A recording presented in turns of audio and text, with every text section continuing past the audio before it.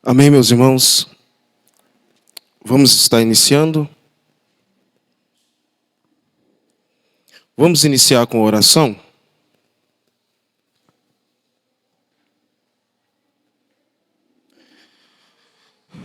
Senhor Deus, estamos, ó Deus, mais uma vez em Tua presença, Senhor, para render-lhe graças, para render-lhe, Senhor, toda adoração, a qual, ó Deus, é somente para Ti.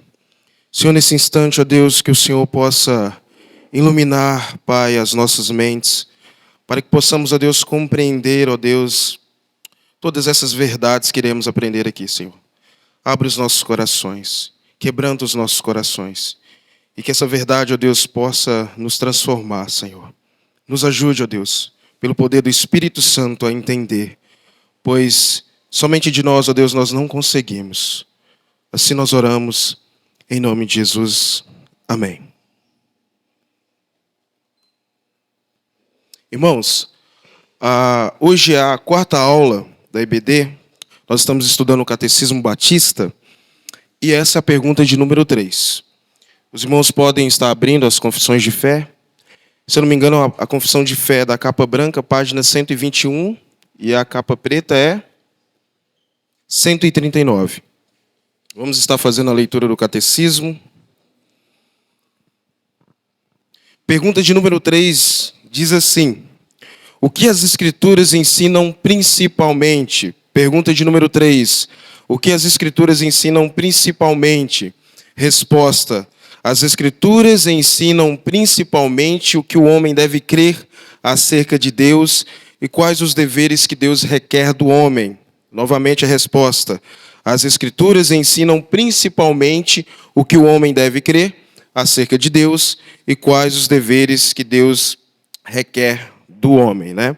E aí tem os textos, né, de 2 Timóteo, capítulo 1, verso 13, e Eclesiastes, capítulo 12, verso 13. Irmãos, antes de nós partirmos praticamente para o estudo de hoje, nós vamos relembrar o que nós aprendemos na semana anterior. Na lição anterior, nós aprendemos sobre a regra estabelecida por Deus para nos guiar em como podemos glorificá-lo. E nós aprendemos que é somente através da palavra de Deus, o Antigo e o Novo Testamento, é somente a única regra de fé que nós temos para nos guiar em como nós podemos glorificar a Deus. Isso é muito importante, irmãos, porque se os irmãos perceberem, o catecismo ele é uma continuação. Então, nós estávamos na pergunta de número 2, agora nós vamos para a pergunta de número 3, que diz, né, o que as Escrituras ensinam principalmente. Se as Escrituras é a nossa única regra de fé e prática, então agora nós iremos ver, né, o que elas ensinam principalmente, né? A primeira pergunta que nós devemos fazer aqui, né, pensando na pergunta de número 3 do Catecismo, é o seguinte: o que significa principalmente no Catecismo? A gente já tem um pouco dessa noção por causa da pergunta de número 1, e é interessante a gente focar um pouco nessa palavra principalmente, porque a Bíblia ela fala de muitos assuntos, é bem verdade, mas ela tem um assunto que ele é principal, que ele é primaz, que é através desse assunto primaz que todas as outras doutrinas, né, nós conseguimos compreender. Ou seja, a falta de compreensão desse assunto primeiro, ele pode levar a uma compreensão errônea das demais doutrinas, né? E é interessante a gente, ao olhar aqui, né, perceber que o catecismo ele direciona o foco, primeiramente, para essa verdade essencial, né, para que nós possamos entender corretamente as doutrinas bíblicas. Mas, antes de entrar propriamente dito na resposta, né, que o catecismo, né, nos dá, nós precisamos entender que, como as Escrituras elas não têm o foco de ensinar sobre todas as coisas. Presta bem atenção nisso. As Escrituras, ela fala de tudo. É através dela que nós temos uma ótica, né, assertiva do mundo. Mas a gente tem que prestar atenção e muito cuidado, por quê? Porque hoje por causa de uma compreensão equivocada, as pessoas vão até as Escrituras procurar um outro tipo de conhecimento, do qual as Escrituras não se propõem. Lembra? As Escrituras têm um propósito de ensino. E se nós vamos para as Escrituras buscar um conhecimento que não é o propósito de ensino das Escrituras, a gente já pode cometer esse equívoco, né, de interpretação. Veja só, por exemplo, né, alguns dos assuntos das quais as Escrituras... pode ir? Alguns dos assuntos das quais as Escrituras eles não têm um foco de nos ensinar, né? Eu gostaria que os irmãos prestassem bem atenção aqui, nesse ponto, porque esse ponto ele é crucial entender isso para que a gente possa passar para o próximo ponto. Veja lá, irmãos. Né? Pode ir. Isso. Veja só. As Escrituras não têm um propósito de instruir exaustivamente, né, sobre todos os assuntos, como nós já falamos. E, por exemplo, eu trouxe ali alguns exemplos para os irmãos entenderem e compreenderem, por exemplo, que a Escritura ela não é exaustiva, ou seja, ela não vai tratar de muitos assuntos de maneira exaustiva. Ela é a nossa base para nós compreendermos os demais assuntos. Por exemplo, em relação às finanças, por exemplo, a Bíblia, irmãos, ela não tem um foco de nos ensinar, por exemplo, como investir ou adquirir riquezas. Esse não é um foco das Escrituras. Por quê? Aí você pergunta, Caleb, mas tem esse problema? Tem esse problema. Um exemplo mesmo a gente vê, talvez os irmãos já tenham visto vários vídeos na internet, de pessoas utilizando, por exemplo, do livro de Provérbios, para ensinar como adquirir riquezas, como ficar rico. Só que a pergunta que eu faço para os irmãos é a seguinte: Provérbios foi escrito por Salomão com esse propósito? Não foi escrito com esse propósito. Então a gente já começa a perceber o seguinte: a Bíblia tem um propósito. É a revelação de Deus, é a palavra de Deus. E se nós formos querer extrair das Escrituras aquilo que não é o propósito dela, a gente começa a cometer um equívoco. E a gente perde a verdade que está ali descrita. Aquilo que o autor quis transmitir em determinado livro das Escrituras. Então, por exemplo, na questão das finanças, a Bíblia não ensina a gente como investir. Se eu vou colocar o dinheiro lá no CDI ou na caixinha do Nubank para fazer um rendimento, onde eu vou aplicar, né, financeiramente. Mas a Bíblia, por exemplo, ela oferece princípios sobre como lidar com o dinheiro, por exemplo. Ela nos oferece princípios disso. Está lá em 1 Timóteo, capítulo 6, verso 10, por exemplo. Um outro ponto também, que as Escrituras não ensinam, as Escrituras não têm um propósito de ser um livro de receitas ou um livro de instrução de como nós utilizarmos, né, ingredientes na preparação de um alimento. Você não vai encontrar lá, meia colher de sopa, disso e disso, que vai chegar ao ponto. Ela não tem esse propósito. Mas, por exemplo, a Bíblia nos ensina princípios, né, de moderação no comer e beber. Coisas que são muito importantes, porque, por exemplo, a Bíblia retrata a gula como um pecado, por exemplo. Então, veja bem, os irmãos estão conseguindo compreender que a Bíblia ela nos traz princípios de como nós devemos lidar com as coisas ao redor, no mundo, ao nosso redor? Então é interessante a gente pensar nisso. A Bíblia fala de todas as coisas. A Bíblia nos dá um parâmetro para que nós possamos ter uma ótica, né, uma visão de mundo assertiva. Lembra qual o propósito para o qual nós fomos criados? Pergunta de número 1, que é glorificar a Deus. Para que nós possamos glorificar a Deus, nós precisamos compreender o que a Bíblia nos ensina de maneira principal, para que a gente possa ter uma ótica acertada ao, né, estar no mundo e viver de maneira que glorifique a Deus. Um outro ponto também é a relação à profissão. Né? Você não vai conseguir encontrar nas Escrituras, né, como obter uma formação. Para isso, ou você vai ter que ir para uma faculdade, né? Por exemplo, no caso de alguém que quer ser pedreiro, né, por exemplo, ele precisa primeiro ser um ajudante pedreiro. Ele vai lá na obra, na construção, começa a trabalhar, ele vai aprendendo, o pedreiro vai ensinar ele e ele vai desenvolver isso. Né? Mas é interessante pensar que a Bíblia não vai ensinar. Né? Vai pegar uma colher, você vai lá e coloca aqui, mistura, faz a massa. A Bíblia não tem esse propósito. Mas ela nos ensina a base ética de como nós devemos lidar no trabalho. A gente viu recentemente nas exposições de Efésios sobre isso.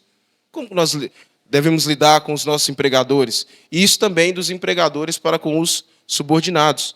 Então, veja só, a Bíblia, novamente, ela fala, ela traz os princípios, ela traz a regra que nós devemos seguir para que nós possamos aplicar isso na nossa vida cotidiana. Então, irmãos, é importante observar o seguinte, né? Mesmo não falando de todos os temas, a Bíblia é essencial para uma compreensão correta de qual é o nosso propósito de vida, né? Ou seja, é somente pela fé. Veja só o que Williamson, né, o autor diz. Ou seja, é somente pela fé, né, no que o homem deve crer acerca de Deus, que podemos caminhar em retidão, o que Deus requer do homem. Porque, basicamente, se os irmãos forem perceber, as perguntas do catecismo tratam disso. A primeira parte trata do que o homem deve crer acerca de Deus, né, de quem Deus é, e a segunda parte vai tratar, né, do que Deus requer do homem.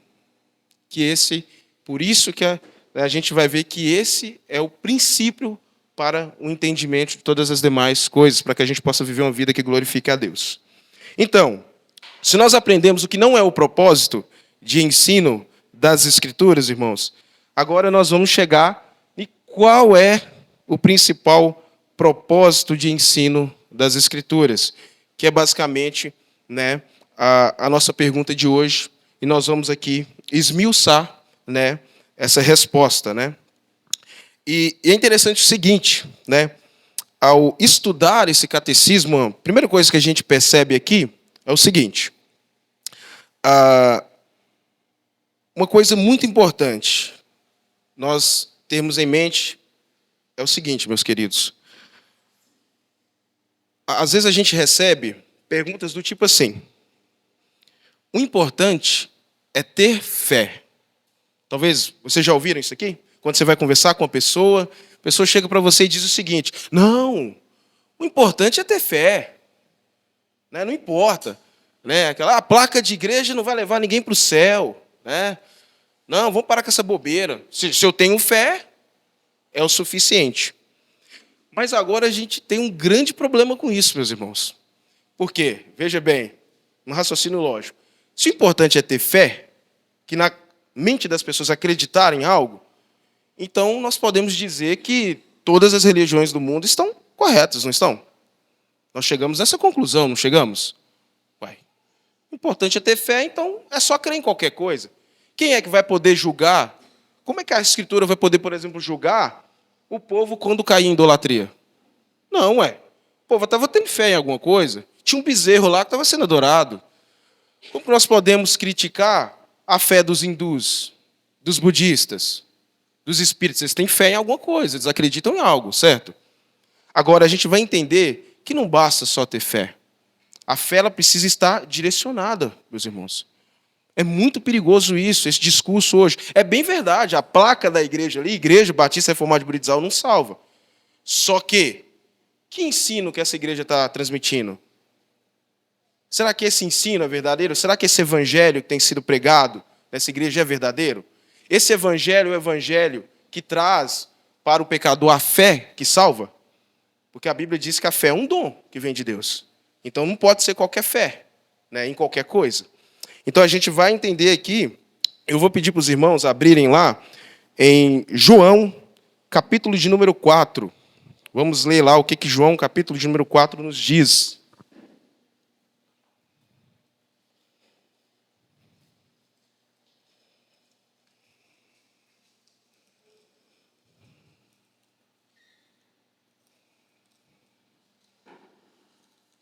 João 4, versos 22 a 24.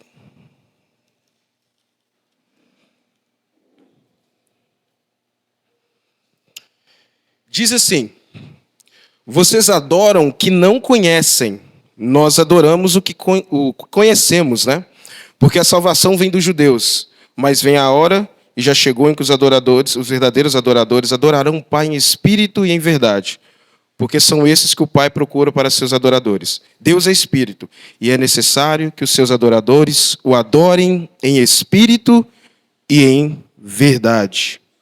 Veja só, primeiro ponto, a verdade importa. Nós, não podemos adorar um Deus que não conhecemos de verdade. É até interessante que o pastor Renan, nos últimos ensinos que a gente teve, ele sempre bateu nessa tecla. A verdade importa. Uma adoração cega não nos leva a lugar nenhum. E aqui é o próprio Jesus dizendo, irmãos, veja só o que Jesus... Esse é o encontro de Jesus com a mulher samaritana. E ali naquele diálogo, chega o momento que Jesus profere essas palavras para ela. Olha, vocês adoram o que não conhecem. Nós adoramos o que conhecemos. Então, uma das primeiras lições que a gente entende a respeito da fé é que a adoração ela precisa ser na direção correta. Não adianta ser a pessoa só dizer, eu tenho fé. Mas fé no quê? Que fé é essa? Se o próprio Cristo diz que Ele é o caminho, a verdade e a vida, uma pessoa que adora, por exemplo, um animal, como na Índia, o hinduísmo, isso não pode ser verdadeiro. Essa fé não pode ser verdadeira. Essa fé não pode ser salvífica. Essa fé não é um dom de Deus, porque não provém da parte de Deus. Então é muito importante isso. Nós temos essa condição. Porque para adorar, precisamos adorar em espírito e em verdade. As pessoas hoje em dia têm uma mania muito ruim disso, de chegar e concluir. Não, você não pode julgar, não. Cada um tem a sua fé. Tá certo, cada um tem sua fé, mas qual que é a fé que salva? Qual que é a fé verdadeira? A fé no quê? Fé é confiar, mas confiar no quê? É exatamente isso. E se essa confiança ela não está depositada em Jesus Cristo, que é o único suficiente Salvador, Ele que é o caminho, a verdade, a vida, essa fé não pode ser verdadeira. Essa fé é falsa. E aí, consequentemente, nós chegamos no segundo ponto também. Pedi para os irmãos abrir lá em Mateus 7, 18,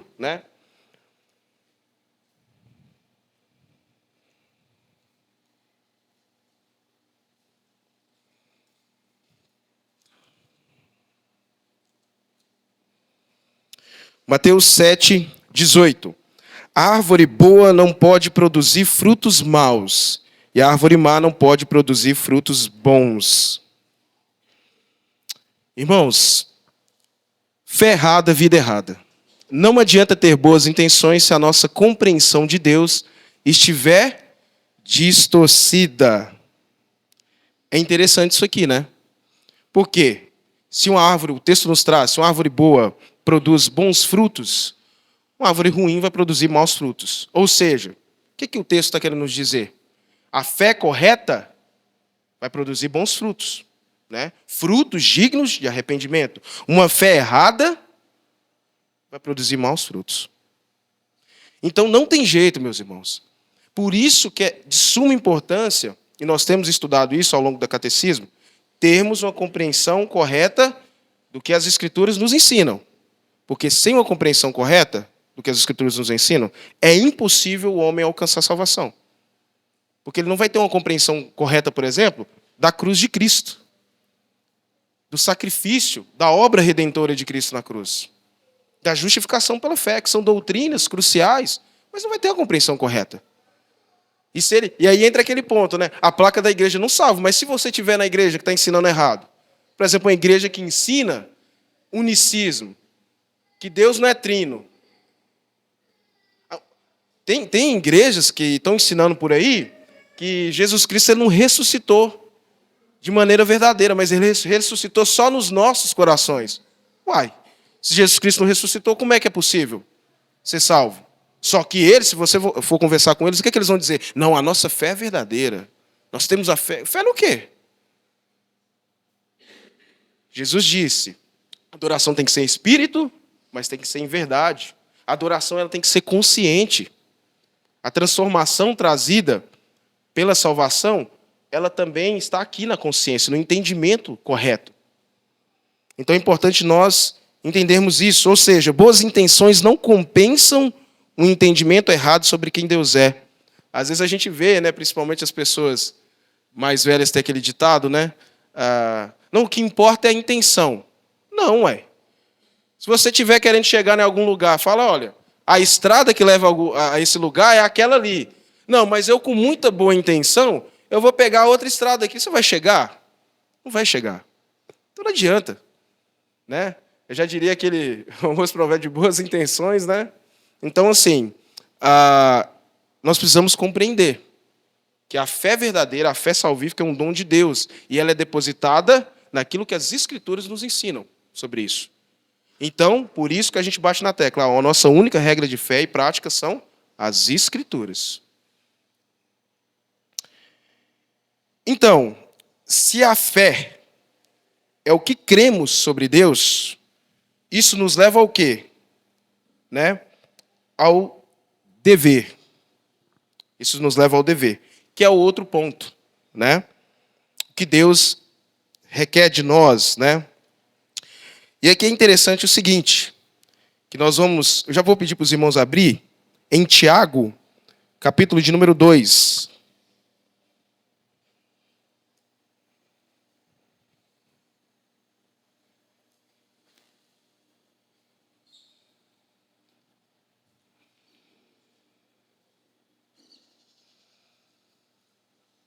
Esse texto de Tiago é muito conhecido, né? Mas os católicos têm uma compreensão muito errada dessa passagem aqui. Mas vamos lá. Tiago 2,14. Diz o seguinte: meus irmãos, qual é o proveito se alguém disser que tem fé, mas não tiver obras? Será que essa fé pode salvá-lo? 17. Assim também a fé, se não tiver obras por si só, está morta. E o 26 agora. Porque assim como o corpo sem espírito é morto, assim também a fé sem obras é morta. Irmãos, é muito interessante a gente entender que aqui a gente está falando de raiz e fruto. A fé é a raiz e os frutos são as obras. O texto aqui, né, para deixar claro para os irmãos, não está ensinando, né, igual os católicos pensam, fé mais obras salvam. Não é isso que o texto está ensinando. A gente está ensinando que as obras é consequência do quê? De uma fé verdadeira. A fé verdadeira, lembra lá da árvore boa? A árvore boa produz bons frutos. Então, a consequência de uma fé verdadeira, uma fé salvífica, é a produção de bons frutos. É isso que Tiago está ensinando. Tiago não está contradizendo Paulo, não, que Paulo vai falar que a salvação é somente pela graça, mediante a fé. Não é contradição. É que só é uma consequência de uma fé salvífica. É produzir, porque às vezes a pessoa vai dizer o seguinte: eu tenho fé. Como que nós vamos averiguar isso? Olhando para a vida dessa pessoa, os frutos que ela tem produzido. Aí você olha e fala, né, parece que não mudou nada. Porque lembra, regeneração é mudança, nascer de novo. Isso causa mudança. E essa mudança ela fica aparente na vida daquela pessoa.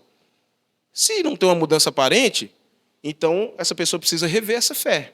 Será que eu realmente criei na obra redentora de Cristo? É importante entender isso, porque as duas coisas andam juntas, são duas verdades que a Bíblia nos ensina. Então, irmãos, a gente tem que tomar cuidado, né? Pode passar para outro ponto aí, pastor. Cuidado com a ortodoxia morta. É quando alguém conhece as doutrinas da Bíblia, consegue até explicá-las, mas não vive de acordo com elas. É como ter um mapa perfeito, mas nunca sair do lugar. Isso não agrada a Deus. Eu sempre falo, comento com o pastor o seguinte: a gente tem que tomar muito cuidado, porque às vezes a gente cresceu em um meio evangélico de muitos ensinos equivocados.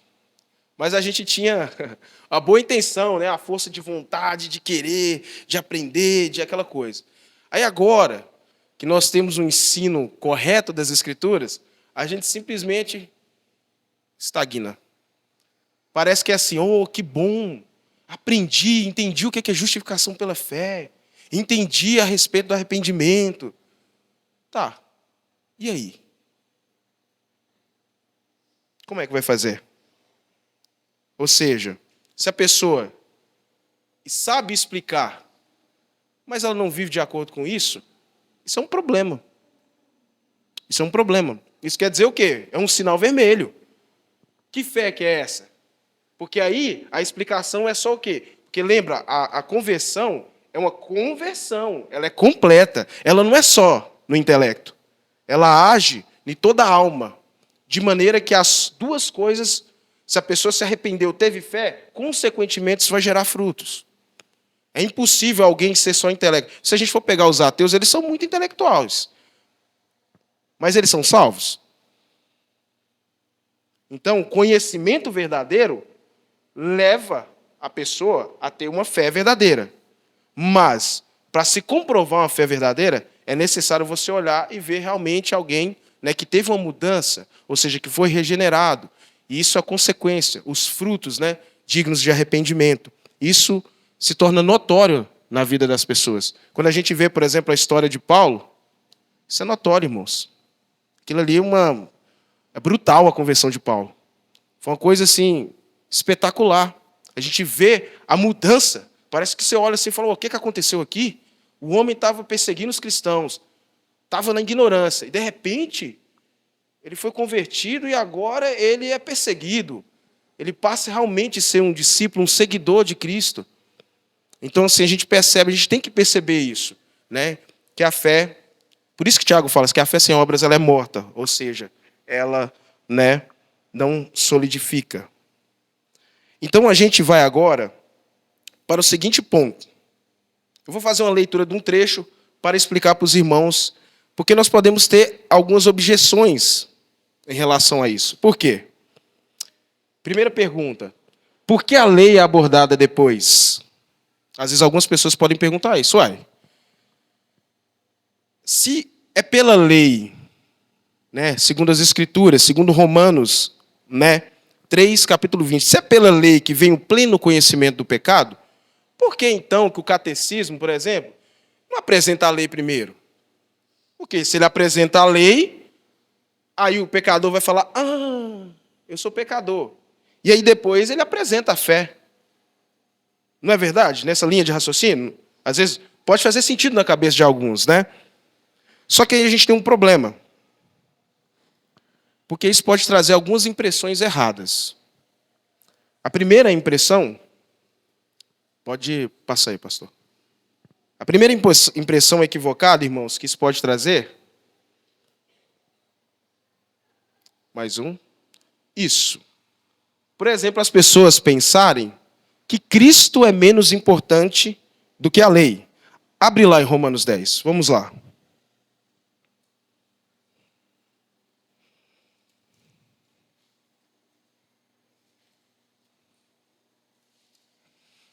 Romanos 10, 4.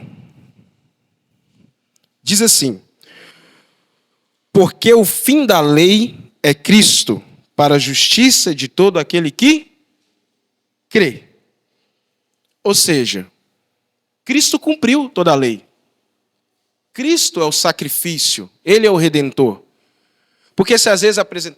Esse eu costumo falar que é o grande erro dos judeus, do judaísmo até hoje. Porque eles continuam tentando, através da lei, obter salvação. E isso é tão perigoso, irmãos, que olha para você ver o conhecimento errado, muitas igrejas ensinam isso aí. Siga aqui, se você seguir aqui essas regras aqui, Deus vai gostar de você. Aí você vai ter condição de quê? De ser salvo, não é isso? Aí todo mundo fala: mentira, Caleb, eu não vi igreja nenhuma ensinando isso. Mas na prática o que é? Esse é o ensino. Às vezes, aqui fala de maneira tortuosa, mas para a igreja deixa isso, para o ímpio deixa isso. É por isso, irmãos. E por que isso é muito perigoso? Porque se fossem os espíritas, né, eles poderão ser salvos, não poderão? Porque eles praticam as famosas boas obras, né, segundo eles. Então a gente tem que tomar cuidado com isso, porque não, eu só estou seguindo isso aqui bonitinho, isso é obras. Não adianta querer seguir a lei. A gente já viu que pela prática da lei é impossível, né, ser salvo, até porque nós não conseguimos seguir a lei por causa do nosso pecado. Nós acabamos de ver, né, pela lei que vem, né, o conhecimento do pecado. O outro ponto: prevenir a falsa ideia de que a salvação se conquista pela obediência à lei. Esse texto nós não vamos ler, né? Gálatas 2:16. Ou seja, novamente, as pessoas têm essa concepção, irmãos. Isso é muito sério. Porque, às vezes, a gente tem uma ideia de pensar assim: não é tão ruim, não. A pessoa vai à igreja, ela participa de tudo, né? Bonitinho. Só que um pouquinho que você conversa com ela, você já vê a compreensão de salvação por mérito. É tipo assim, ó, Cristo sacrificou na cruz. Mas se eu não fizer, né?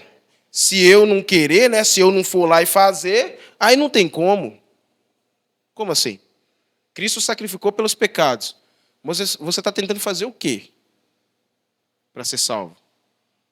Se a salvação vem pela graça mediante a fé. Então a pessoa acredita. Não é à toa que isso leva à consequência da pessoa ficar desesperada. Saber se hoje ela está salva, se amanhã ela perdeu a salvação. Por quê? Porque a salvação está nas mãos dela. Então ela que vai gerir o negócio. É nas mesmas mãos. Se eu não segurar, né, não tem como. Terceiro ponto. Qual que é o terceiro erro que as pessoas podem cair? Impedir o pensamento de que a lei é desnecessária após a fé em Cristo, pois ela também ensina como viver para Cristo. Porque este é o amor de Deus, que guardemos os seus mandamentos. Mas para isso aí acontecer, primeiro precisa acontecer o quê? Crer. Nós só vamos ter os olhos abertos à condição de viver uma vida que agrada a Deus pelo Espírito Santo, se nós tivermos a fé que salva, a fé verdadeira, a fé em Cristo Jesus. Vocês estão entendendo que uma coisa... É por isso que, propositalmente, o que o catecismo faz? Ele inverte. Na hora que a gente vai estudar, a gente inverte. Primeiro vem a fé, e depois o dever. É o que nós aprendemos aqui, né? Então, irmãos, nós já chegamos à nossa conclusão. Beleza pura, né? Deu certo aqui o tempo. Estava com medo de extrapolar tudo, mas está tudo correto, tudo ok. Vamos lá. Qual que é a conclusão, então, que nós chegamos sobre esse estudo? A abrangência das Escrituras. Veja só, as Sagradas Escrituras não pretendem ser um tratado, né, exaustivo sobre todos os assuntos existentes. Nós aprendemos lá no início. Não vá para a Bíblia querendo aprender física quântica, não. Pelo amor de Deus, irmãos. Aí tem que ir para a faculdade. Né? Eu vou lá na Bíblia que eu quero aprender como levantar uma casa bonitinha. Não vai aprender, não. Não vai aprender. Não é o propósito. A Bíblia tem princípios sobre como lidar com o trabalho. Princípios sobre como lidar com a comida. Nós aprendemos. Vamos lá. O propósito central das Escrituras. Qual que é o propósito central das Escrituras? O objetivo fundamental das Escrituras é guiar-nos à verdadeira crença em Deus e em seus mandamentos para nós. Fé e dever. Raiz e fruto. Então, esse é o propósito central. É óbvio que desse propósito central nós temos as diversas doutrinas, mas entender isso aqui de maneira assertiva nos leva a um entendimento assertivo de todas as demais coisas que as Escrituras tratam. Vamos lá. A fé equivocada. Uma fé que se diz sincera, mas fundamentada em equívocos, inevitavelmente conduzirá um indivíduo ao quê? A condenação. Muito sério. Ou seja, é necessário ter uma fé que salva. Uma fé equivocada, crer em qualquer coisa, não salva, né? Próximo ponto. A natureza transformadora da fé genuína. A verdadeira fé manifesta-se na crença em Jesus Cristo como único e suficiente Salvador, impulsionando-nos, como consequência, a obediência à sua vontade revelada nas Escrituras. Fé, meus irmãos, fé genuína produz o quê? Obediência. Obediência a Deus. Temor a Deus. Conclusão. Para finalizar, aí uma fala de Williamson.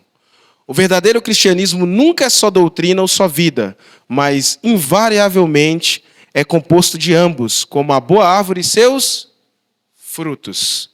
O verdadeiro cristianismo, ele produz fé verdadeira, fé salvífica e, consequentemente, o dever, os frutos dignos de arrependimento, a obediência a Deus. Amém? Acabou. Finalizou. Então vamos lá para a pergunta e resposta, para nós finalizarmos aqui. Pergunta de número 3. Vamos ler juntos aí. Todo mundo aí, parece que todo mundo fechou a confissão de fé. Vamos lá. Vamos juntos aí. O que as Escrituras ensinam principalmente? Resposta. As Escrituras ensinam principalmente o que o homem deve crer acerca de Deus e quais os deveres que Deus requer do homem. Amém.